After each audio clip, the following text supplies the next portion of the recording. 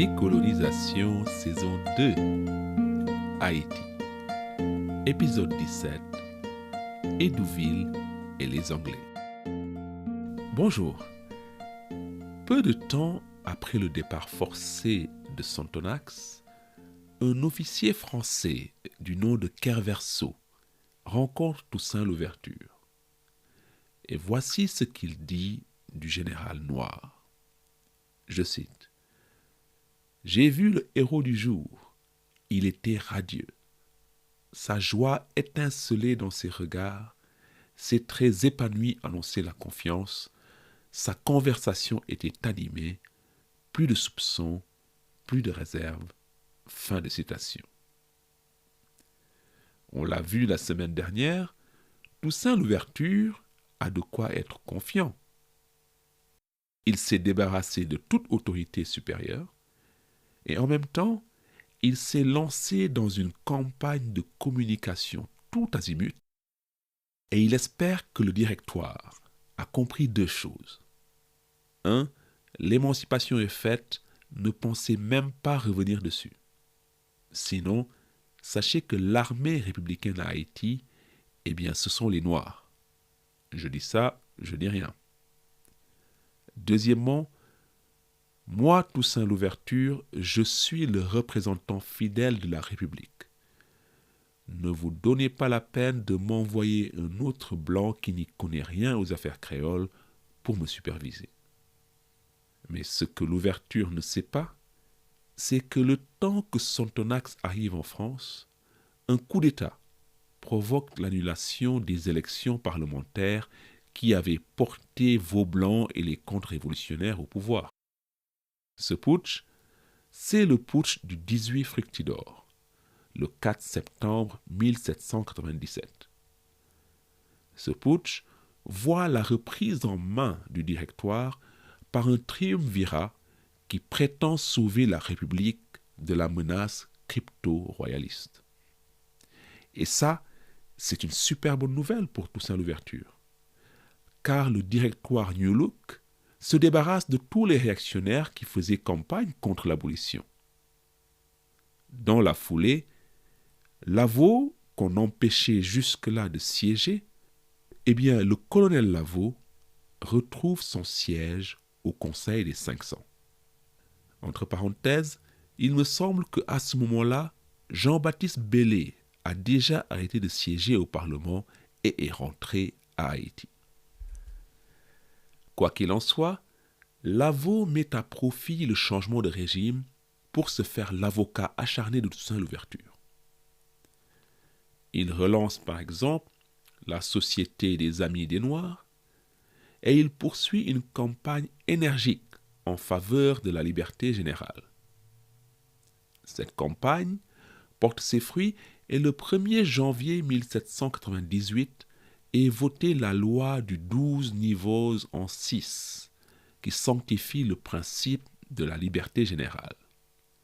Elle dit, je cite, « Tous les individus noirs, nés en Afrique ou dans les colonies étrangères, seront libres aussitôt qu'ils poseront le pied sur le territoire de la République. » Fin de citation. La loi accorde aussi le droit de vote à tous ceux qui ont servi dans l'armée républicaine, même s'ils ne sont pas propriétaires. Ce que ça veut dire à Haïti, c'est que les milliers de Noirs servant avec Toussaint Louverture d'un côté ou André Rigaud ont désormais le droit de vote.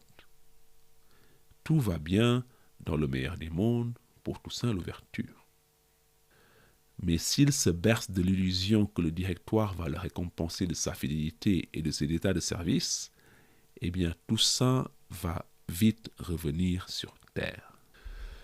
Ce qui se passe, c'est que dans le même temps que le directoire pérennise l'émancipation, le nouveau régime politique réaffirme aussi sa volonté de départementaliser les colonies.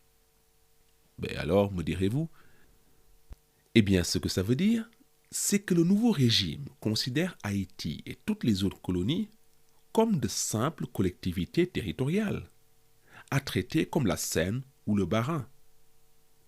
Pas besoin donc de gouverneur général, Mais ça veut dire que le directoire ne peut pas tolérer que Rigaud et Toussaint Louverture gèrent leur fief comme des seigneurs. C'est donc l'heure de la reprise en main et le directoire décide d'envoyer un nouveau commissaire.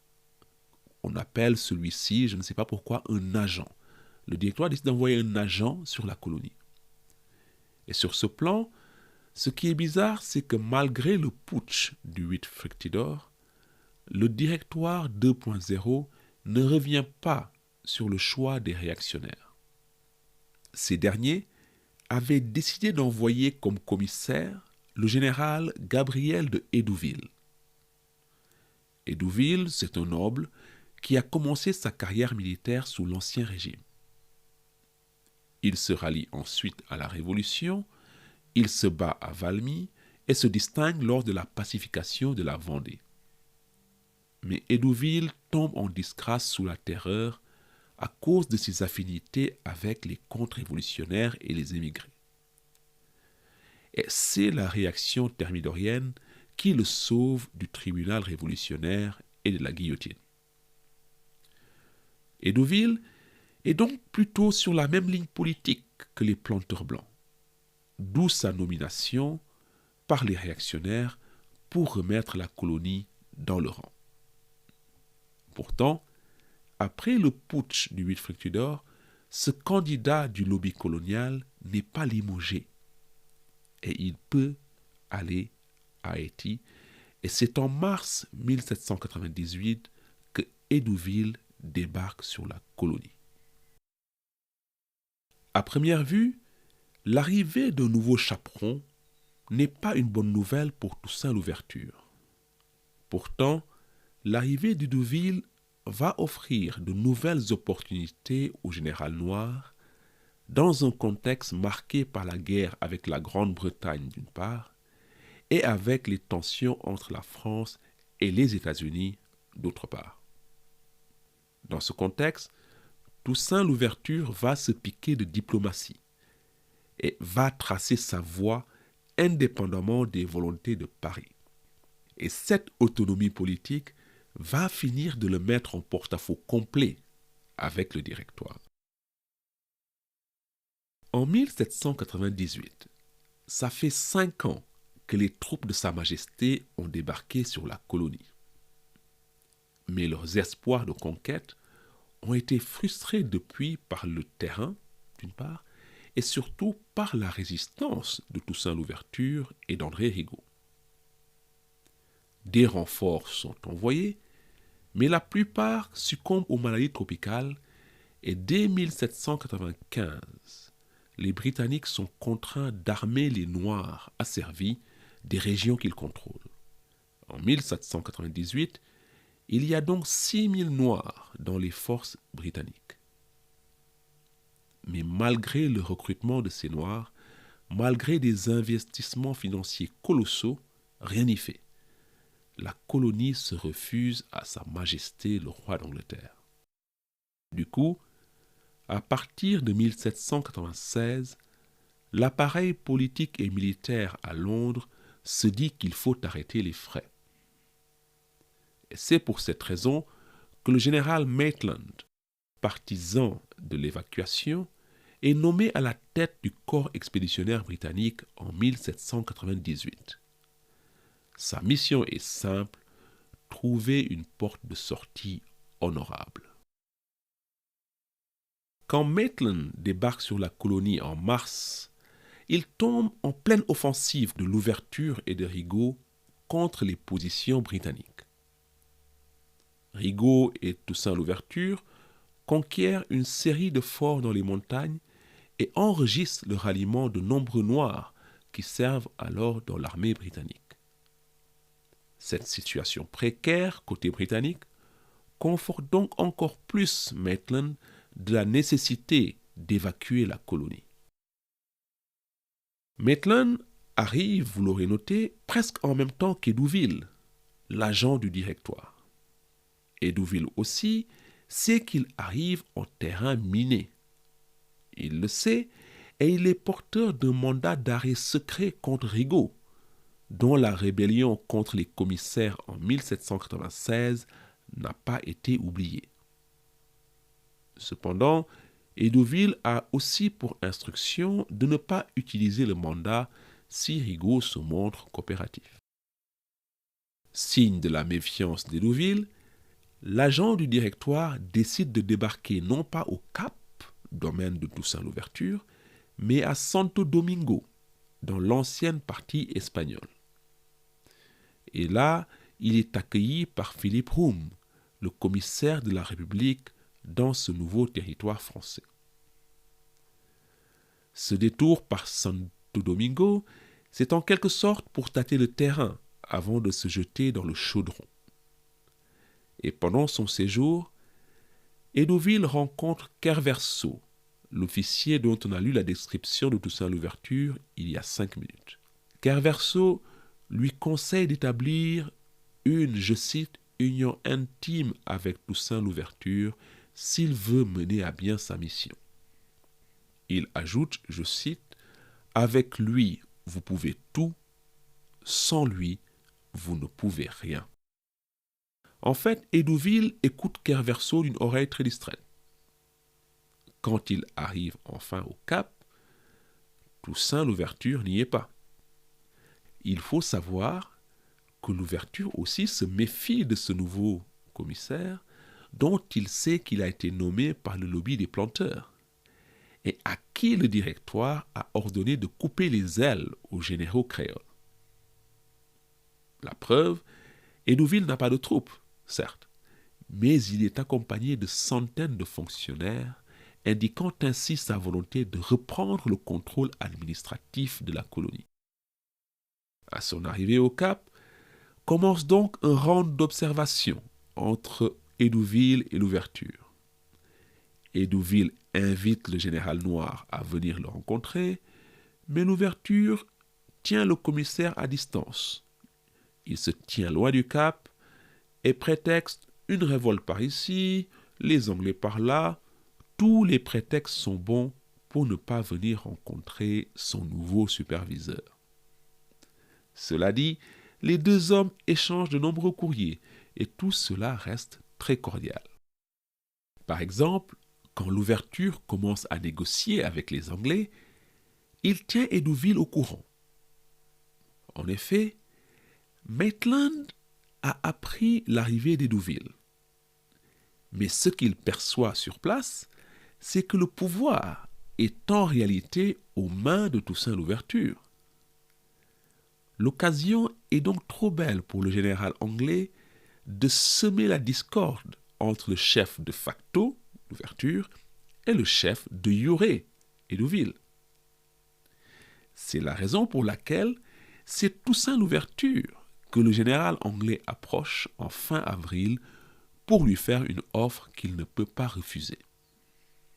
Maitland s'engage à évacuer la colonie si Louverture lui garantit qu'il n'y aura pas de représailles contre les Blancs et les gens de couleur qui ont collaboré avec les Britanniques. Vu la magnanimité avec laquelle Louverture a traité les planteurs dans les zones qu'il a conquises, Louverture est prêt à signer tout de suite. Mais il dit à Maitland « Il faut juste que je voie avec mon boss pour validation. Mais ça devrait le faire. Je reviens vers vous très vite, mais comme je l'ai dit, ça devrait être bon. » Sauf que c'est pas bon du tout. Quand Louverture transmet les propositions de Maitland à Hédouville, l'agent du directoire autorise le général Noir à poursuivre les négociations, mais à ne pas signer tout de suite. Et il met une condition à tout accord final, aucune amnistie contre ceux qui ont combattu dans l'armée britannique. Eh bien, c'est ballot. On a dit aux clients que c'était bon a priori, et là, eh bien, qu'à cela ne tienne. Louverture fait fi des instructions d'Hédouville et il signe un accord avec Maitland selon les termes initiaux et étend l'amnistie à tous ceux qui ont servi dans l'armée britannique. C'est signé. Les troupes britanniques se retirent donc de Saint-Marc, de l'Arcahaie, de Port-au-Prince, pour se regrouper dans deux derniers réduits, Jérémie au sud et le môle Saint-Nicolas au nord. Les Britanniques cèdent la place aux troupes de Toussaint Louverture, qui entrent en zone anglaise, et, fidèle à sa parole, Louverture n'exerce aucune représaille contre les colons collabos. Et c'est juste après ce premier succès diplomatique personnel que Louverture accepte de rencontrer Hédouville pour la première fois au Cap en juin 1798. Officiellement, il s'agit de rendre compte à l'agent du directoire des termes définitifs de l'accord avec les Anglais. Et c'est cette rencontre qui va consommer la rupture entre les deux hommes. Hédouville est entouré de son état-major et il félicite d'abord Toussaint Louverture pour l'accord avec Maitland. Mais vous l'aurez compris, là où les choses se gâtent, c'est quand Hédouville apprend les termes de cet accord. Il est stupéfié par l'insubordination caractérisée de Toussaint Louverture et la tension monte d'un cran. La tension monte aussi car Louverture vit très mal le racisme des officiers qui entourent Hédouville. Ces officiers débarquent de Paris et ils répètent les slogans de Vaublanc sur la paresse naturelle des Noirs, indignes de la liberté dont ils jouissent. On rapporte même à Louverture qu'on parle de lui comme d'un, je cite, magot coiffé en linge. Pour votre information, un magot désigne un singe en vieux français. Le sommet se termine donc par un échec. Et c'est à partir de là que Louverture se départit de tout semblant de déférence envers Hédouville. Il décide de se débarrasser de l'agent du directoire et il va le faire de trois manières, diplomatiquement, administrativement et militairement. Quand Toussaint Louverture retourne donc dans ses quartiers dans l'Ouest, il n'a qu'une seule idée en tête, se débarrasser d'Hédouville. D'abord, en juillet, il rencontre Rigaud à Port-au-Prince. Rien ne filtre de leur entretien, mais la tradition veut qu'il se soit entendu là pour collaborer contre Hédouville. Ensuite, sans en référer à l'agent du directoire, Louverture contacte Maitland, le général anglais, pour poursuivre les négociations en vue d'un retrait définitif des troupes britanniques. Hédouville lui écrit alors une lettre furieuse, lui ordonnant de ne prendre aucune initiative. Louverture ne lui répond même pas. Aux grandes dames de Hédouville, il poursuit les négociations et c'est en fin août que Louverture et Maitland se rencontrent au môle Saint-Nicolas pour parachever le transfert de la colonie. Ils trouvent un accord complet et signent aussi une convention secrète qui montre que l'ouverture a franchi, sinon le Rubicon, en tout cas une rivière d'importance significative. L'ouverture s'engage dans cet accord à ne pas exporter la révolution en Jamaïque, tandis que les Britanniques s'engagent à mettre fin au blocus maritime d'Haïti. Or, dans un contexte de guerre entre la France et la Grande-Bretagne, c'est comme si Toussaint Louverture signait une sorte de paix séparée avec la Grande-Bretagne. Mais c'est que l'ouverture pense avant tout à la survie économique de la colonie. Avec cet accord, il rend possible l'exportation du café et du sucre, ainsi que l'importation des denrées de première nécessité. Pour faire bonne mesure, l'ouverture assure lui-même le SAV de son accord avec Maitland dans un rapport à Hédouville daté du 17 octobre. Il insiste lourdement sur les honneurs qui lui ont été rendus par les Britanniques et il raconte que Maitland lui a offert un repas somptueux et lui a présenté de l'argenterie en guise de cadeau du roi d'Angleterre. Pour remuer le couteau dans la plaie, l'ouverture écrit, je cite, « Je ne m'attendais pas à tant de déférence ». Fin de citation. Et ce que montre l'accord avec Maitland, c'est que l'ouverture ne fait pas du tout confiance au directoire pour sauvegarder l'émancipation.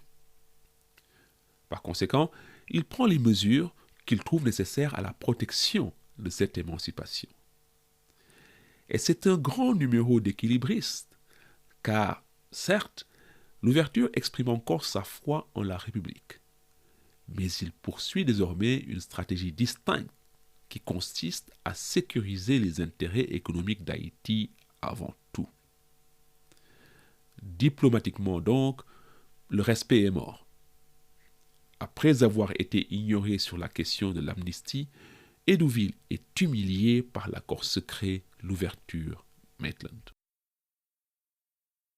Sur le plan administratif aussi, l'ouverture va œuvrer pour piéger Hédouville. En effet, un des objectifs du commissaire est de relancer au plus vite l'économie de plantation. Et sur ce plan-là, ses idées sur les cultivateurs sont celles de Vaublanc. Les Noirs sont naturellement paresseux et il faut les forcer à travailler. Et son idée est de leur faire signer des contrats avec les planteurs. Il s'en ouvre à l'ouverture, qui lui dit « Super, c'est exactement ça qu'il faut faire. On est ensemble. » Cependant, l'ouverture l'abandonne en rase campagne quand Hédouville annonce fin juillet l'arrêté concernant la police des habitations, dont la mesure phare est de forcer les cultivateurs à rester attachés à une plantation pendant 3 ans minimum. Cette mesure provoque une levée de bouclier immédiate des cultivateurs. En effet, en 1793, Sontonax avait stipulé une durée d'1 an pour le contrat des travailleurs, et idem pour Rigaud dans le sud. Quant à l'ouverture, il ne semble pas avoir réglementé la durée des contrats. Du coup, les 3 ans sont perçus par les cultivateurs comme une menace sur leur liberté de travail qui est quasi illimitée depuis l'abolition. Et à ce moment crucial, non seulement l'ouverture n'apporte pas son soutien à Hédouville, mais il en profite pour exacerber les craintes des cultivateurs.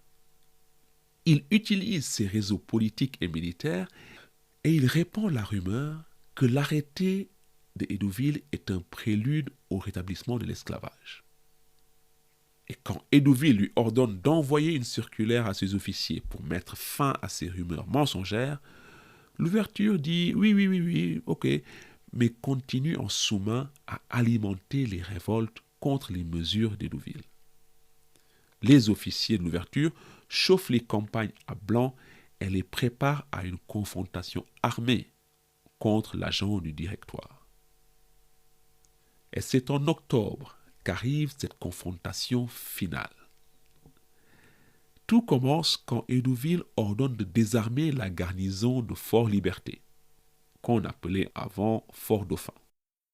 C'est là que Jean-François avait massacré les Français en 1794.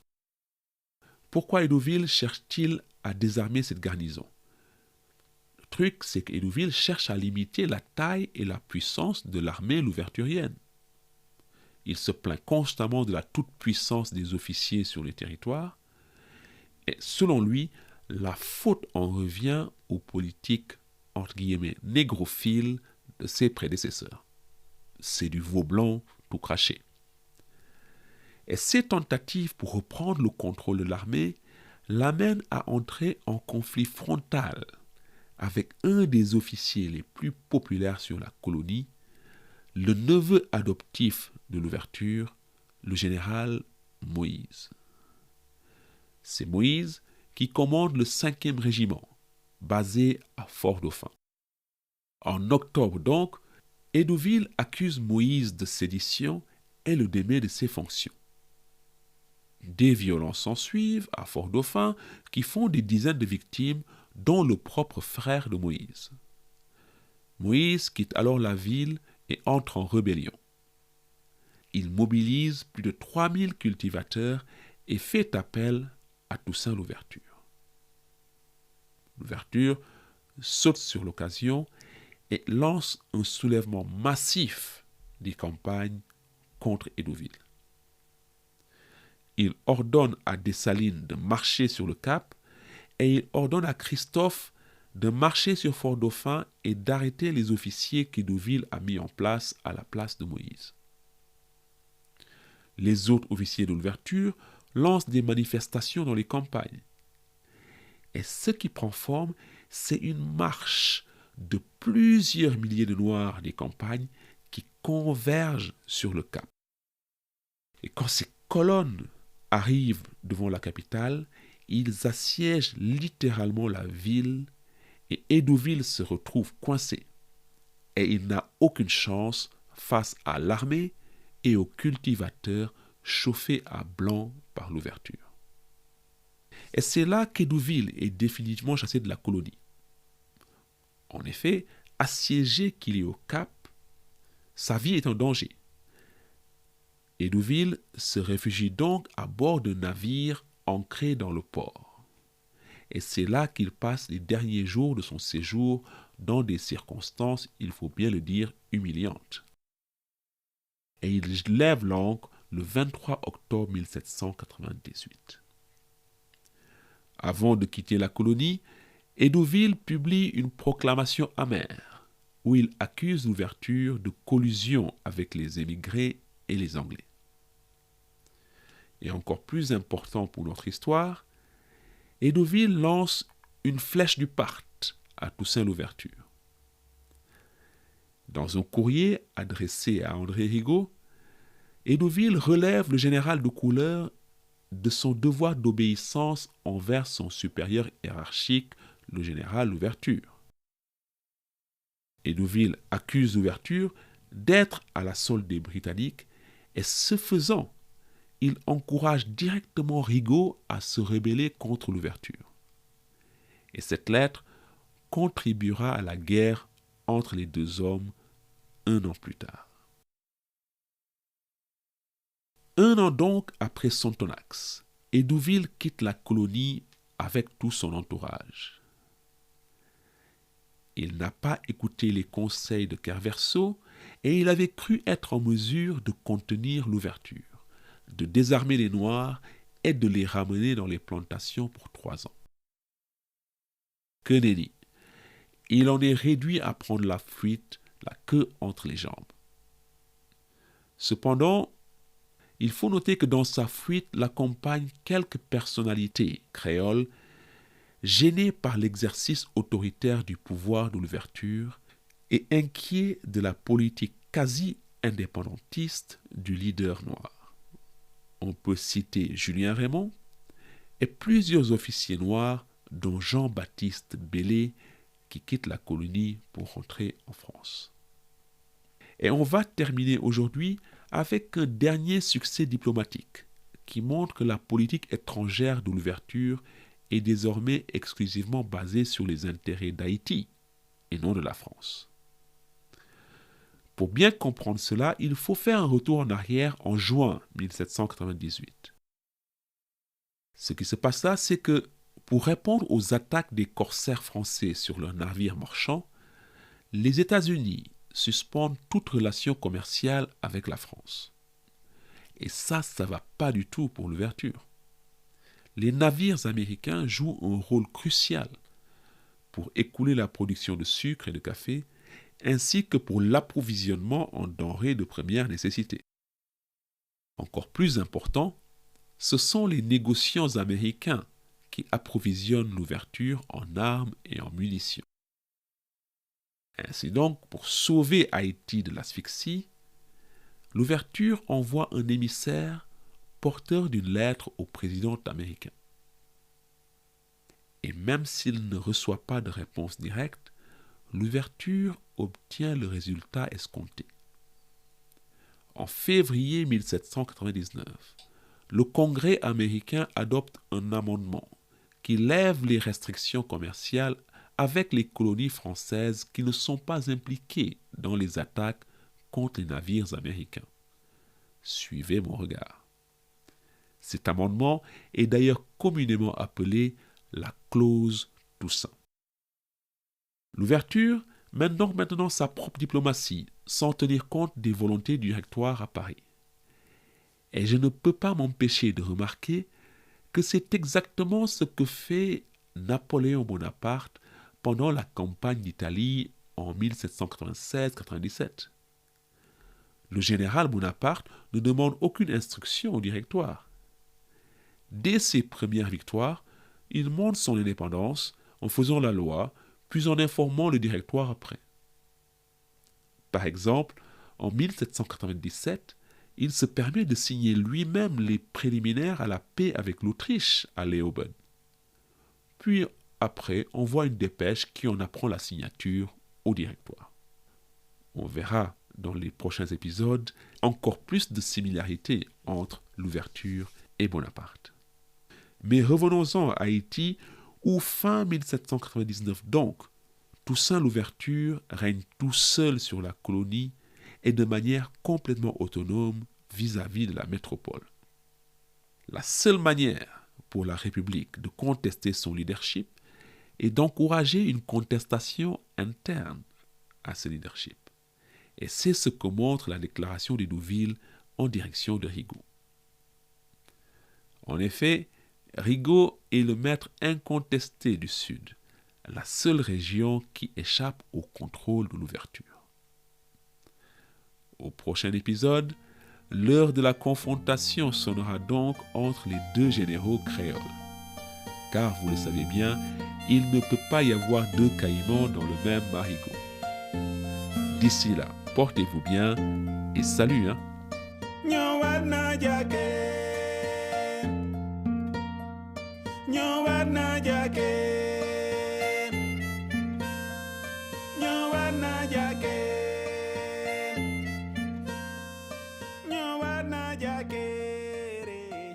Namunya,